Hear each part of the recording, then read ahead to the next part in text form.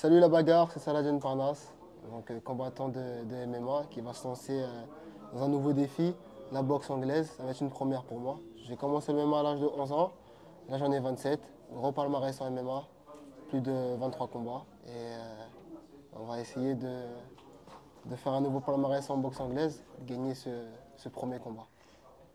Franchement, tu m'impressionnes. Tu es un garçon de défi. Tu te lances des défis en permanence. Tu es en MMA, tu changes de catégorie. Tu vas dans du dur. Là, tu es bien, tu es installé, tu as un nom dans le MMA. Tu es même un nom qui est renommé dans le monde entier. Et là, tu te dis non, je vais dans la boxe. Bah, c'est une passion, c'est une deuxième passion que j'admire, que j'aime beaucoup, parce qu'il travaille dur. Je me suis beaucoup inspiré de plein de boxeurs. Ça a toujours été on va dire un mindset dans ma tête. Donc j'ai toujours voulu faire un combat en boxe anglaise, c'était dans mes objectifs et c'était un rêve quoi. En plus, tu prends pas un peintre, hein. Tu vois, souvent, Ouais, tu vois, on aime bien cette expression, c'est dans le MMA. Ouais, il a pris un peintre, il a pris un ouais. carreleur, je sais pas quoi. Non, là, tu as pris quand même Franck Petitjean. C'est le garçon, il a un sacré palmarès. Il dit qu'il est à la retraite. Ouais, je veux bien.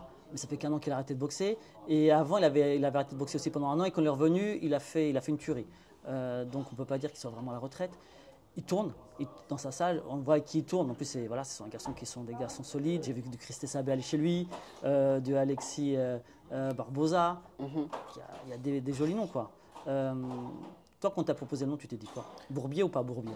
Bah, Bourbier ou pas, j'aurais fait quand même le combat. Voilà, je suis quelqu'un qui aime bien les défis. Donc je me suis entraîné, je m'entraîne très dur pour gagner ce combat. Et j'ai envie de faire une bonne prestation, livrer une bonne guerre. Et c'est pour ça qu'on a aussi choisi Franck Petitjean, parce qu'il a un gros palmarès. Je pense qu'il a bien représenté la boxe anglaise en France.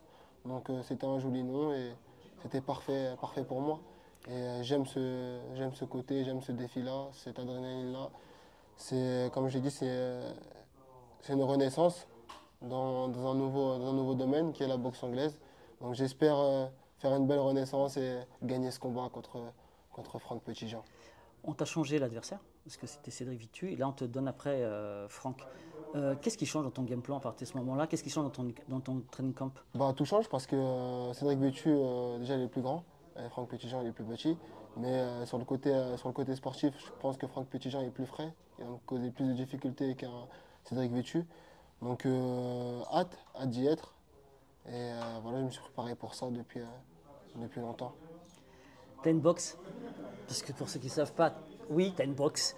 On t'a vu souvent en sparring. Après, c'est vrai que le sparring, c'est pas le combat, c'est pas la même chose. C'est ça. Mais on voit quand même des choses qu'on voit depuis très longtemps en MMA que j'affectionne. Ce fameux jab.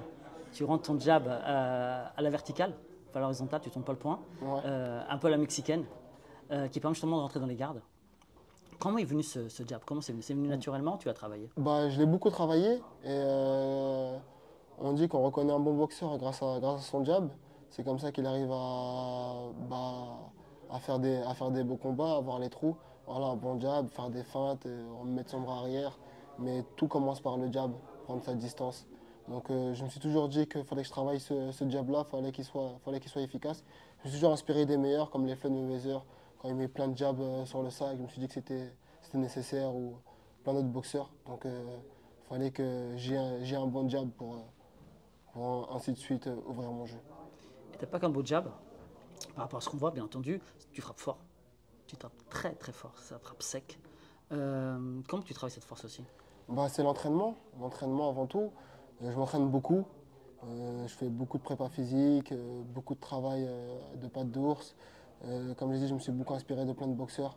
Donc c'est des choses qui ont été gravées en moi, on va dire. Donc non, c'est lourd. C'est lourd et j'espère mettre tout ça en œuvre le 4 octobre à l'Edas Arena. Et j'espère faire un bon combat parce que l'entraînement, c'est bien, mais le combat, C'est le différent. fight, c'est le fight avant tout, quoi. Tu te considères plus comme un boxeur agressif, défensif ou autre?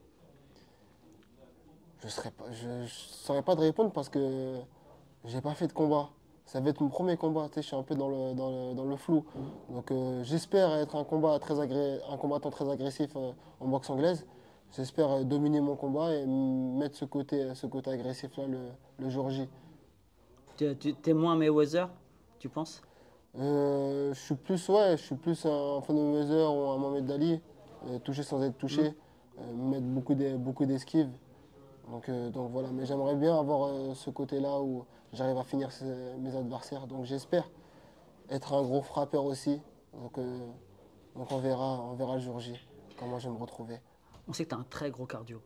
On le sait. C'est vraiment, à chaque fois qu'on parle de toi, partout, dès qu'on parle de training, tout le temps ton cardio, ton cardio, ton cardio. C'est tout le temps ce qui revient avant tout. Est-ce que tu vas l'asphyxier? C'est vraiment l'idée, c'est de l'asphyxier. Bah, c'est différent. En boxe anglaise, c'est différent parce qu'en boxe anglaise, vraiment, c'est là où je vois une différence. C'est qu'en boxe anglaise, des combattants, qu'en bout de cardio, il y en a vraiment beaucoup comparé au MMA. Ça veut dire que sur le haut du corps, ils ont vraiment ce mental-là à tenir ses rounds, à faire des 12 rounds. Qu'ils soient connus ou pas connus, il y a plein de boxeurs qui arrivent à tenir les rounds, plein de boxeurs qui a un bon cardio. Sur les MMA, c'est complètement différent parce qu'on arrive à jouer avec tous les atouts, mais là, c'est un seul atout, c'est les points. C'est totalement différent. Le cardio, il est totalement différent, ça n'a rien à voir. Par exemple, si tu fatigues en MMA au niveau des bras, tu peux aller coller, alors que là, en boxe anglaise, il y a pas tant de repos, ça débite, ça débite, ça débite. Et je trouve ça extraordinaire et c'est ça que j'aime, cette difficulté-là. Et c'est pour ça que j'ai envie de faire ce combat en boxe anglaise parce qu'il y a cette difficulté-là et ce challenge-là. Ouais, c'est vrai que 80% des coups sont portés à la face C'est en ça, boxe. c'est Et ça, il y a beaucoup plus de débit qu'en MMA aussi. c'est Ouais. ça. Non, vraiment, le cardio en boxe anglaise, il est vraiment très dur aussi. Comme je dis, c'est différent.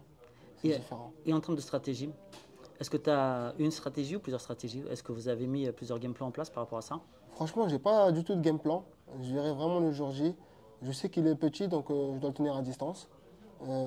Jouer avec mes longs bras pour le tenir à distance. Mais après, s'il faut coller, bah, on va coller. Si j'arrive à le toucher, bah, je vais essayer de le terminer. Mais voilà, je travaille vraiment très dur pour, euh, pour battre Franck Petitjean. Le jeu de jambes aussi a son importance. Comment?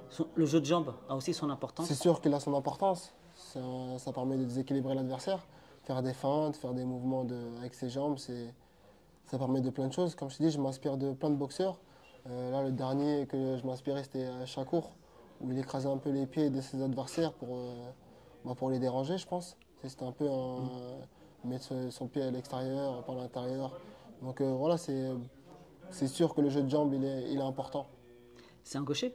C'est un gaucher aussi, Donc là, entre guillemets, il n'y aura pas ce côté gaucher-droitier. c'est ça. Tu auras, voilà, quelqu'un qui est face à toi. Ça ne te dérange pas le fait que ce soit un gaucher? Non, ça me dérange pas. Ça me dérange pas du tout. Ce qui est, ce qui est relou, c'est de trouver des sparring gauchers. Il y en a très peu. C'est vraiment ça qui est dur, mais on arrive à faire avec les moyens qu'on a.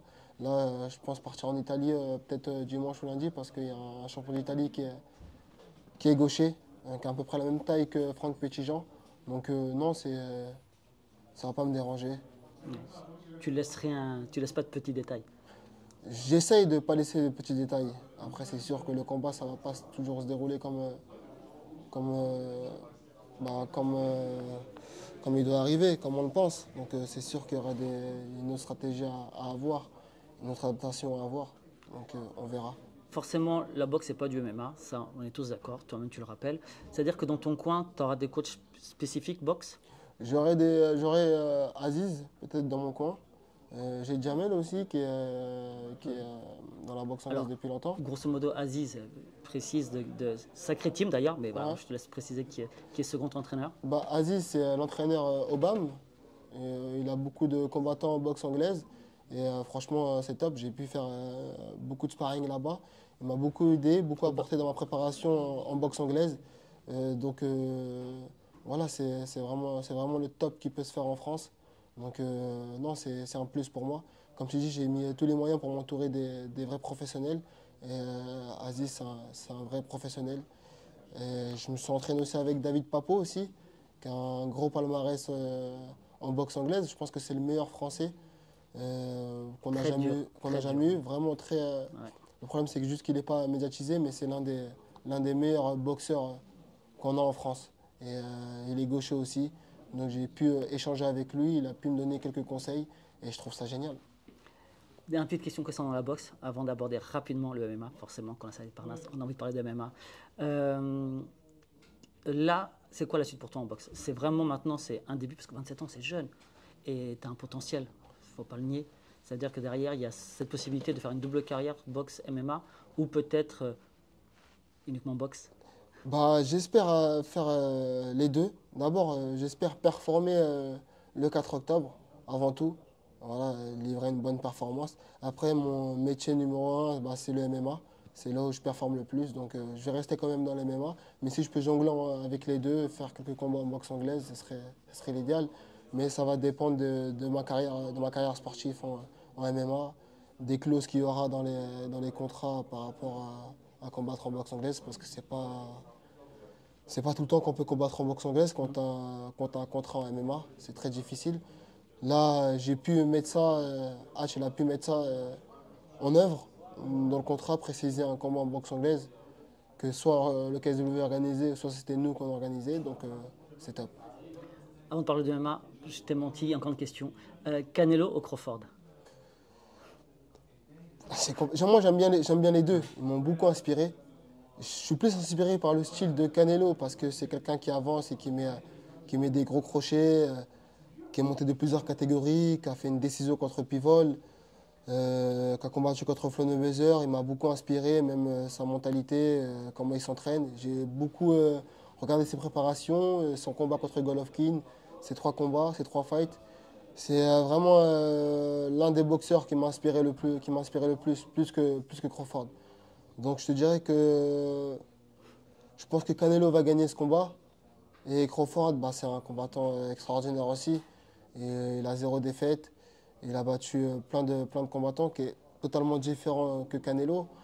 Donc ça va être difficile. Ça va être difficile carrément. C'est dur de donner son avis parce que les deux, je les vois comme des super-héros, on va dire. Ils ont 2 super pouvoirs. Ils arrivent à gagner leur combat. À gagner leur combat, à encaisser des coups inimaginables, comme Golovkin qui lui met un crochet, où tu vois que Canelo il le prend, il le regarde normal, tu te dis, wow, ce serait quelqu'un de normal, il serait tombé KO. Lui, tu vois qu'il encaisse ça normal. Non, c'est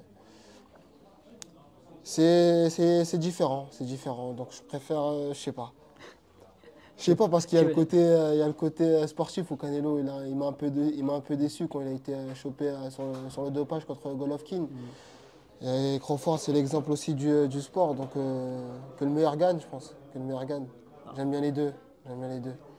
Moi, moi aussi, j'aime bien les deux, franchement. Et tu dirais qui, toi? J'ai un petit fait pour Crawford. T'as un petit fait pour Crawford? Mais je pense que Canelo va gagner. Le poids, surtout le poids. Oui, c'est ça. Crawford s'en est ressorti contre, j'ai oublié comment il s'appelle, Badrimov, je crois, ou un truc comme ça, je crois. Bah, c'était quand même un combat difficile. C'était quand même un combat difficile. Et quand je vois, parce que c'était pas sa catégorie, il est monté de catégorie. Et là, je pense contre un frappeur comme Canelo, ça va être difficile. Ouais, je pense que dur en mal, Canelo. Ouais, c'est sûr, c'est sûr. Pivol qui n'a pas réussi à le terminer. Oui, je pense que... Et quand tu vois qu'il a battu Smith aussi, Canelo, Ouais. c'est... Moi, je dis petit avantage Canelo par rapport à tout ça. C'est ça. Ouais. C'est ça. Dernière question. Concernant le KSW, ton prochain combat, qu'est-ce que tu peux nous en dire? J'ai pas de date par rapport au prochain combat. Il y en a qui disent comme quoi je vais combattre en décembre, d'après le KSW, ou janvier. Tout va dépendre du KSW. Je reste prêt et je pense que c'est formidable que je peux enchaîner les deux sports. Dans ta catégorie ou pas? Je sais pas du tout. Je sais qu'il voulait faire un contre Bartos. Donc je reste ouvert. Moi je suis prêt à combattre, quoi. Ce qui est bien avec Saladin, c'est qu'il est toujours prêt à combattre. Et ça, on kiffe. Ouais, avec plaisir. Merci beaucoup. De rien. Et on se dit rendez-vous le 4 octobre pour ce combat contre Franck Petitjean. C'est ça.